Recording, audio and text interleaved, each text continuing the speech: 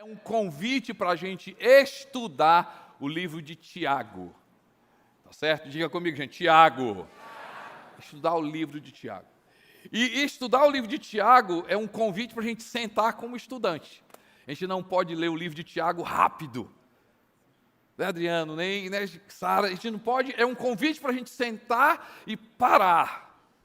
Porque eu tenho muitas observações do livro de Tiago. A primeira observação que me chama a atenção do livro de Tiago é um livro escrito pelo irmão de sangue.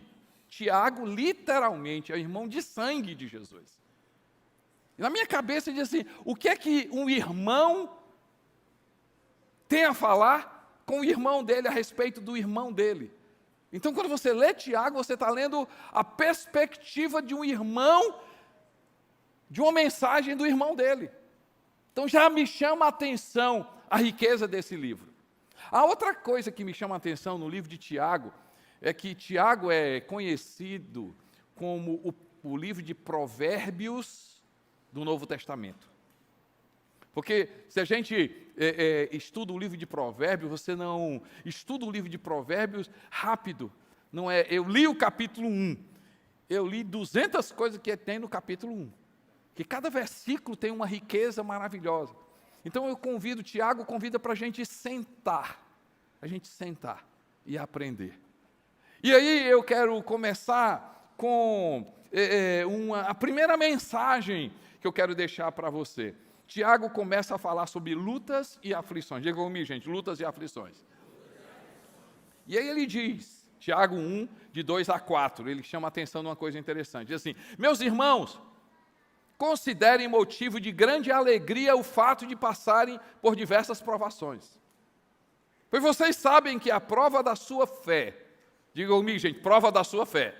Vamos lá, todo mundo, prova da sua fé.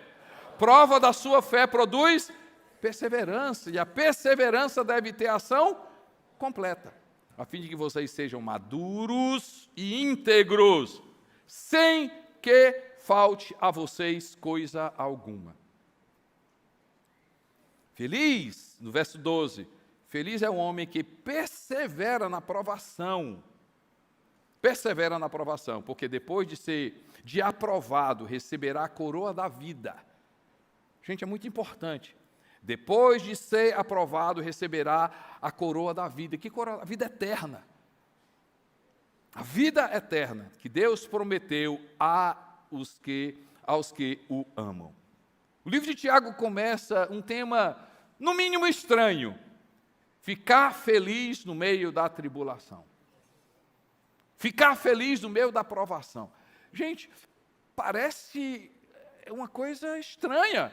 Como é que é? Tiago me chama para a gente ser feliz na prova. É possível ser feliz na dor? É possível eu ser feliz quando eu sou injusto, quando eu sofro injustiça? Será que eu posso me alegrar quando eu passo por aflição? Tiago me chama, mas ele diz o seguinte, ei gente, peraí. Tiago não nos chama para a gente celebrar a dor.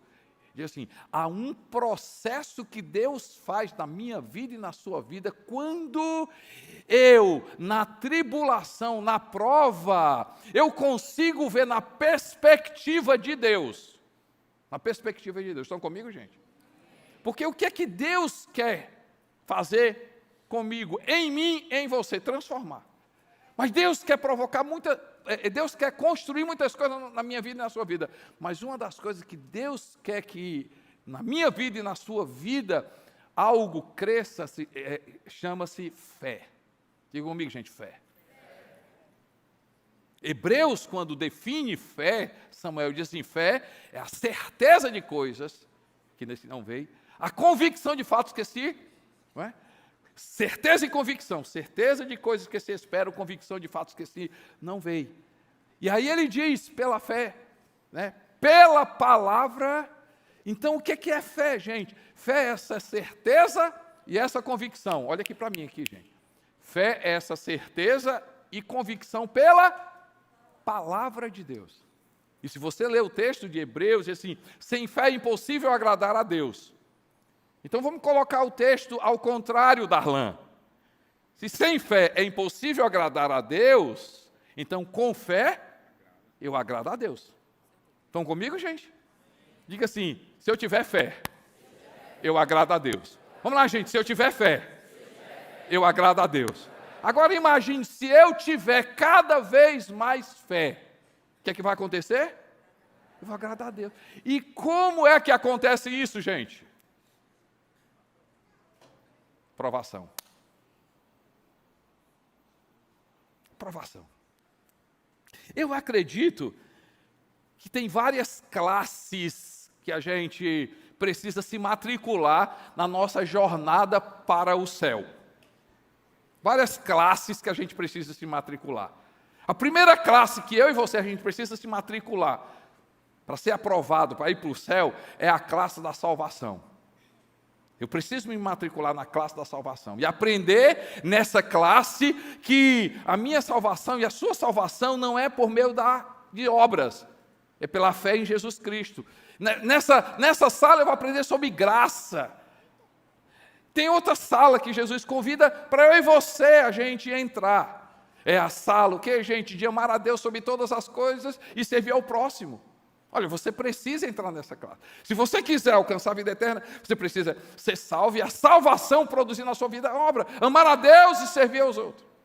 E Jesus nos convida a várias classes. Deixa eu te falar mais uma classe que, com certeza, a gente precisa se matricular. A classe da generosidade. Eu acredito que essas classes têm nomes.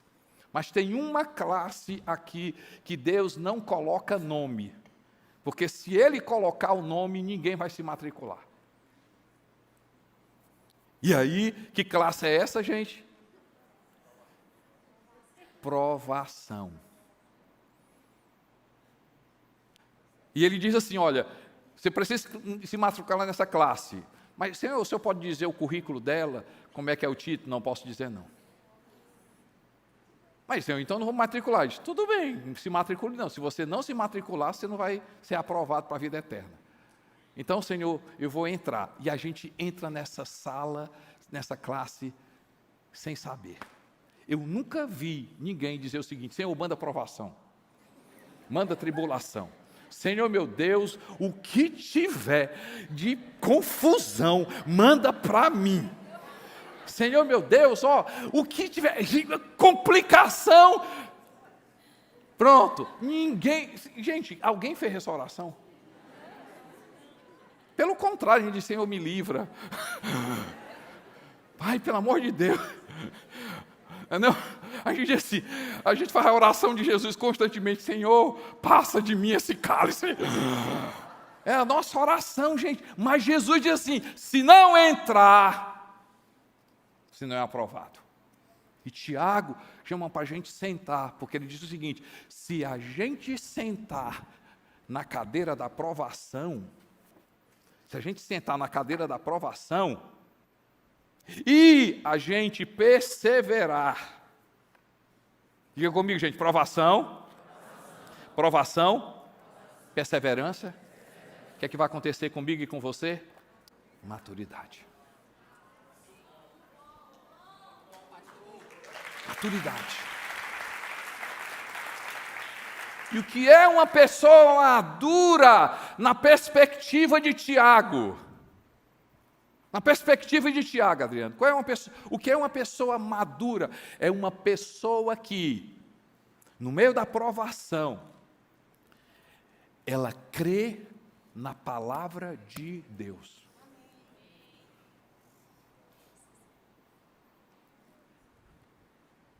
O que é que existe na minha alma? Tristeza, ansiedade. Mas se eu, ao invés de desistir, eu perseverar, o que é que eu vou ser, gente? Eu vou crescer na fé, porque a minha alma está dizendo, desiste, a minha alma está dizendo, reclama, a minha alma está dizendo, murmura, a minha alma vai dizer assim, olha, vai dar errado, a minha alma vai dizer assim, vai morrer, a minha alma vai dizer assim, olha, não vai escapar. Aí eu chego e olho a palavra, mas Jesus disse, Bondade e misericórdia me seguirão todos os dias da minha vida. A Bíblia diz, se por acaso eu confiar no Senhor, ainda que eu ande pelo vale da sombra e da morte, não temerei mal algum, porque Tu estás comigo. A Bíblia diz, a Bíblia fala, né, quem confia no Senhor é como um monte de Sião que não se abala, mas permanece para sempre. A Bíblia fala, a minha alma está dizendo desse jeito, mas a Bíblia fala, eleva os meus olhos para os montes, de onde me virá o meu socorro vem do Senhor, e Ele não permitirá que os meus pés vacilem. A minha alma está dizendo, mas eu vou, diga comigo, gente, eu vou o quê, gente? Eu vou ser uma pessoa madura.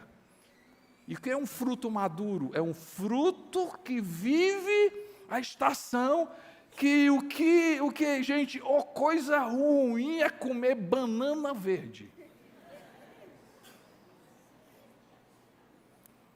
Quando eu sou um cristão maduro, eu produzo, eu ajo na maturidade, eu ajo na convicção, eu não ajo pelaquilo que eu vejo, naquilo que eu sinto, eu uso as ferramentas de Deus.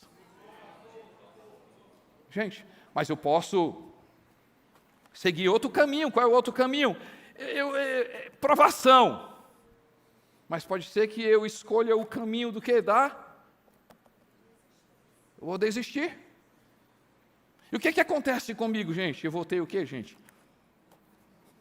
Imaturidade.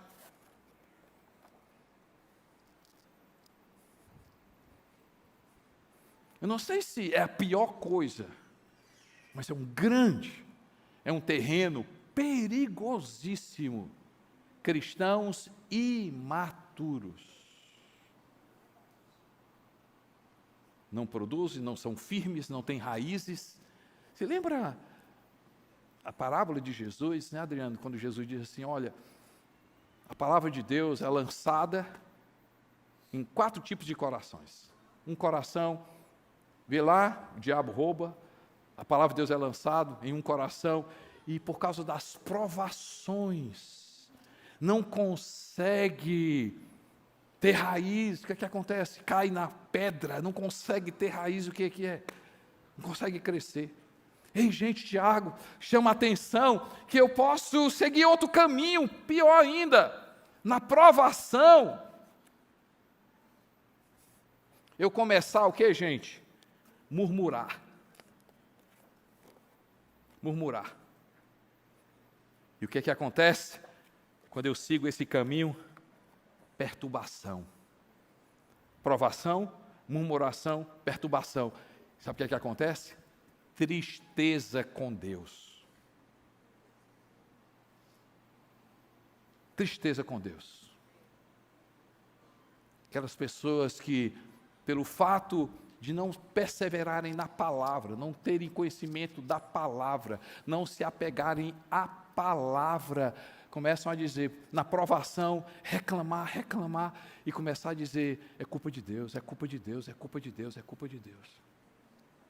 O que a Bíblia fala, gente?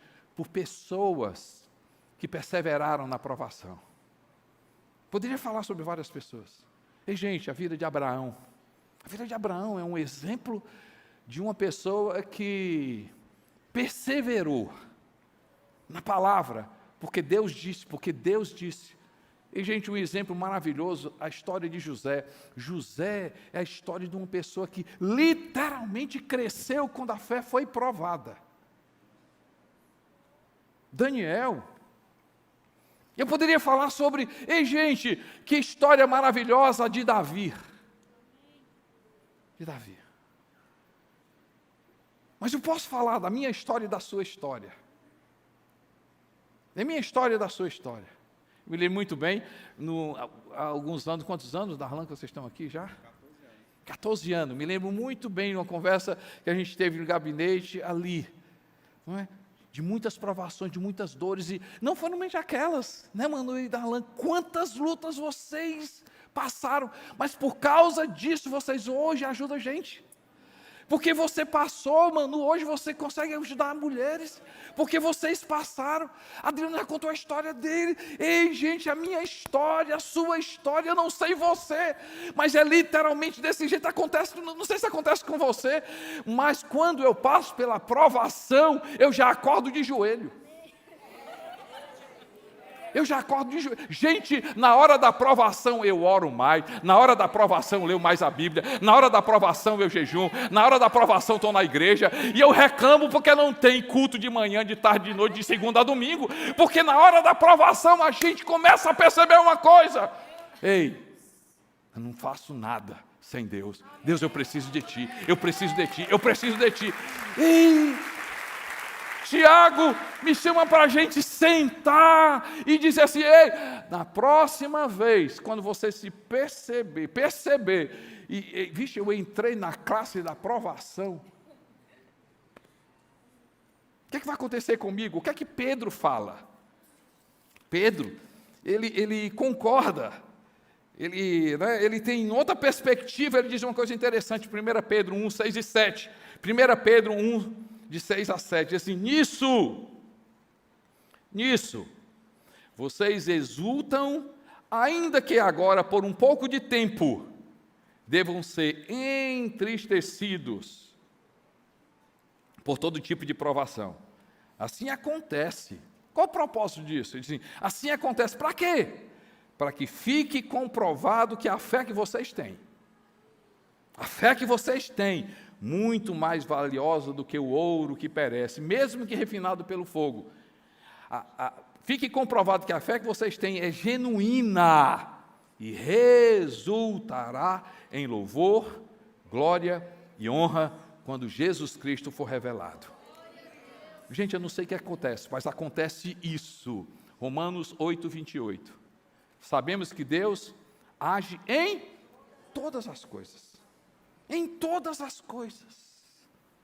Ou seja, provações, dificuldades, perda, dores, Deus age em todas as coisas para o bem daqueles que eu amo, dos que foram chamados de acordo com o seu propósito. Ei, gente, livro de Hebreus, capítulo 5, verso 18, Hebreus, capítulo 5, verso 8, 5, 8, olha a respeito de Jesus, gente, estão comigo? Jesus, embora sendo filho, ele aprendeu o que, gente? A obedecer por meio daquilo que sofreu. Eu não sei o que é que acontece, eu não sei o que é que Deus faz, mas eu e você, a gente tem experimentado isso.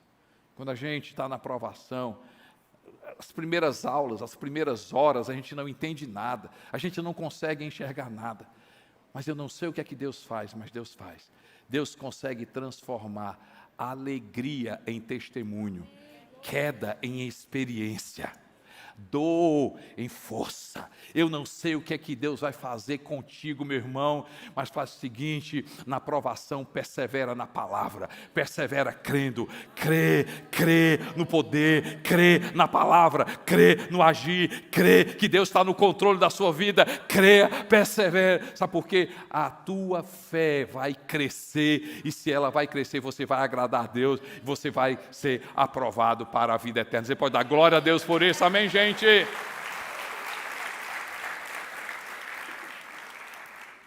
Mas também Tiago chama você a várias outras coisas. Ainda no capítulo 1, a gente é só capítulo 1 hoje. Ele diz assim no Tiago 1,19: meus irmãos, tenham isto em mente, sejam todos prontos para ouvir, tardios para falar, tardios para irar-se, pois a ira do homem não produz a justiça de Deus. Tiago, parece que muda de assunto. Está falando de provação, depois diz assim: olha, vocês querem ser sábios? E aí, qual é a equação da sabedoria, gente, que Tiago diz? Pronto para quê? Ouvir, tardio para falar, tardio para se irar. E Tiago diz isso, Costa Neto diz assim: fale pouco, fale baixo, fale devagar. há algo. E aqui, quando a gente estiver estudando o capítulo 3 do livro de Tiago, um estudo maravilhoso sobre a língua. Gente, Tiago diz assim: quem controla a sua língua, controla todo o seu corpo. E aí a equação de Tiago, assim, você quer ser sábio? Você quer ser sábio? Ei, escuta mais. Fala menos. E deixa o Espírito Santo controlar o teu temperamento. As pessoas me chamam espertos, inteligentes, mas tudo vai por água abaixo. Quando você se irrita, quando você perde, a gente chama aqui, perde as estribeiras. Tiago diz assim: quer ser sábio? Escuta mais, fala pouco, se acalma. Quer mais de Tiago, gente? Quer mais? Cabe mais uma? Vamos lá, Tiago fala sobre coerência. Coerência é tudo. E o que é coerência? Uma perspectiva de Tiago. Tiago 1, 22 a 25. Ele diz assim: sejam praticantes da palavra e não apenas ouvintes, enganando vocês mesmos. Aquele que ouve a palavra, mas não põe em prática, é semelhante a um homem que olha a sua face no espelho e depois de olhar para si mesmo, sai e logo esquece da sua aparência. Mas o homem que observa atentamente a lei perfeita que traz a liberdade e persevera na prática dessa lei, não esquecendo o que ouviu, mas praticando-o, será feliz naquilo que faz. E ele está falando do que o irmão dele falou, Jesus Cristo. O que é que Jesus fala sobre discurso e prática? Jesus diz assim, Mateus 7, 24 a 25, portanto, quem ouve estas minhas palavras e as pratica, é como um homem prudente que construiu a sua casa sobre a rocha. Caiu a chuva, transbordaram os rios, sopraram os ventos e deram contra aquela casa. E não caiu, porque tinha seus alicerces na rocha. Tiago nos chama para ser coerentes. Filhos de Deus coerentes. E o que é a coerência na perspectiva de Tiago? Gente, a gente praticar a palavra de Deus. Não seja um leitor da Bíblia, seja um praticante da palavra. Vou repetir novamente. A Bíblia não nos chama para sermos leitores da palavra. A Bíblia nos chama para sermos leitores e praticantes, estudiosos, que a gente venha meditar na palavra de Deus. Tiago diz assim: ei, deixa o discurso, saia do discurso, saia da falácia. Coerência é tudo, e coerência na perspectiva do livro de Tiago é o quê? Pratiquem a palavra de Deus, porque a prática da palavra de Deus provoca muitas coisas na nossa vida, mas deixa eu falar 4 bem rápido. Primeiro, a prática da palavra de Deus traz transformação, arrependimento e transformação. Hebreus 4:12 diz assim: pois a palavra de Deus é viva e eficaz, e mais afiada que qualquer espada de 2 gumes, ela penetra até o ponto de dividir alma e espírito, juntos e medulas, e julga os pensamentos e as intenções do coração. Segunda coisa, que a prática da palavra provoca e traz para a minha vida e para a sua vida. A prática da palavra me capacita. E qual é a perspectiva de nos capacitar? 2 Timóteo capítulo 3, versos 16 e 17, diz assim: toda a escritura é inspirada por Deus e útil para o ensino, para a repreensão, para a correção e para a instrução na justiça, para que o homem de Deus seja apto e plenamente preparado para quê, gente? Para quê, gente? Toda boa obra. Essa palavra de Deus produz na nossa vida o quê? A prática da palavra de Deus produz na nossa vida o quê? Gente, santificação. Jesus falou isso, João registra: santifica-os na verdade. João 17:17. Santifica-os na verdade. A tua palavra é a verdade. É outra coisa que a palavra, quando praticada na minha vida, provoca. A palavra faz com que a gente seja sábio. Quem obedece, Eclesiastes 8:5. Eclesiastes 8:5 diz assim: quem obedece às suas ordens, ou seja, mandamentos, palavra, não sofrerá mal algum, pois o coração dos sábios saberá a hora e a maneira certa de agir. Transformação, capacitação, santificação e sabedoria. Na perspectiva do irmão de Jesus, ele fala uma coisa interessante. Quando eu apenas leio a palavra de Deus, aquilo está produzindo apenas, está trabalhando apenas o meu exterior. E quem apenas cuida da aparência precisa de o que, gente? Espelho. Não, vocês não entenderam, não, vou explicar. A aparência tem o seu valor. Eu tenho certeza que a Sara, quando saiu de casa, foi lá no espelho, olhou, tal, tentou bem, né, manou, tal. Ei, gente, tem homem que gosta de espelho, viu? Tem alguns homens que gostam de muito espelho, né, Samuel? Né, tem pessoa... Não, Natan, esquece! É o Natan! Não, Samuel, não, Natan, pelo amor de Deus, né? Ei, estou brincando, a gente brinca com quem ama. Ei, pessoal, olha aqui para mim. Ei, Tiago diz assim, se a gente lê a Bíblia, a gente apenas está trabalhando na aparência, mas se a gente trabalha, ou seja, na prática da palavra de Deus, Deus está trabalhando no nosso caráter. Nosso caráter. Isso é apenas o capítulo 1. Apenas o capítulo 1. Mas sua cabeça, feche seus olhos. O que Deus falou para ti hoje? Muita informação. Muita coisa. Quem sabe hoje Deus falou para ti, filho, persevera.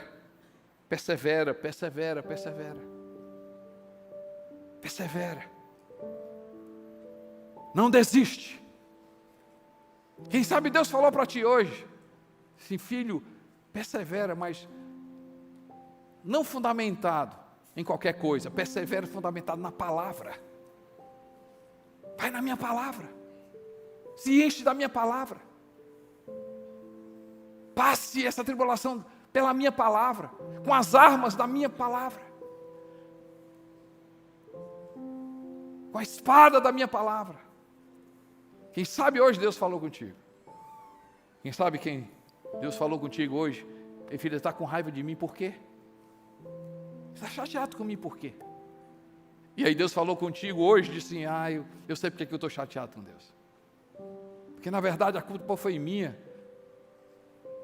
Se eu tivesse lido a palavra, se eu tivesse praticado a palavra, se eu tivesse buscado a palavra, se eu tivesse sido mais sábia ou mais sábio pela palavra, eu não teria entrado nessa situação.